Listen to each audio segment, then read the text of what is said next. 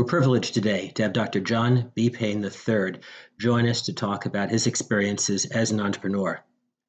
Dr. Payne began his interest with electronics well before he entered VMI. He earned the highest of 3 possible radio certifications as a ham radio operator.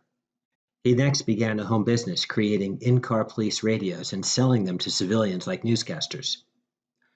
When he joined VMI in 1954, he encountered trouble in the English department because he had dyslexia, a difficulty in reading and writing that caused him to fail write English.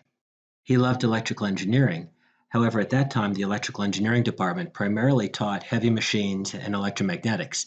He was interested in communications electronics. He taught himself a lot about electrical engineering, and for his senior design project, designed a radio frequency telemetry system. This won a prestigious award in what is now called the IEEE Region 3, the Southern U.S. Student Paper Award. In part because of this, he received a Howard Hughes Fellowship, which paid for his master's degree in electrical engineering while working part-time at Hughes Aerospace. He began his graduate education in 1958, immediately after graduating from VMI. He enrolled in the University of Southern California and developed a switching power supply that was used in the first Hughes synchronous satellites. He continued his education at Penn State University, where for his PhD thesis, he developed a method to measure electron resonance in crystals in a much more efficient manner than was currently being done. He also mastered French and Russian as part of his PhD program. After receiving his doctorate, he began working for the Air Force in 1963. He was stationed at Rome Laboratory at Griffiths Air Force Base. That's considered the super lab for command, control, and communication systems.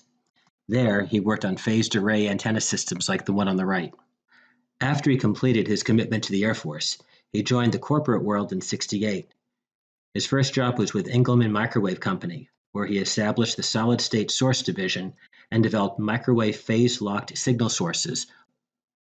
He left Engelman in 1973 to found his first company, Communication Techniques Incorporated, or CTI.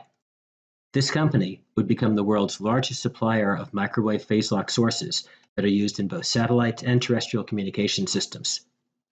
In 1987, he sold the company to Dover for $15 million. While he was working in this company, he also established the Lab for Microwave and Light Engineering at the New Jersey Institute of Technology. That's New Jersey's premier state-owned technical university. CTI grew so quickly in those 17 years, they had to move buildings 3 times. The last building is shown in the lower left.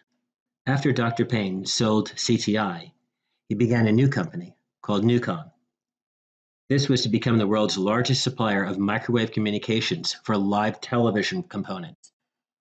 An example is shown on the right, those tall, telescoping microwave radar communication dishes that link live sporting events and live news events around the world. It was sold in 2007 to Vitech Group for $30 million, where it was doing $100 million in annual sales. After he sold Nucomm, Dr. Payne continues to consult to help other companies grow as he grew his companies. An example is the work he's doing with Cytodyne today, which is a biotech company that is developing new monoclonal antibody techniques to fight the body's responses to infections, such as caused by the COVID virus.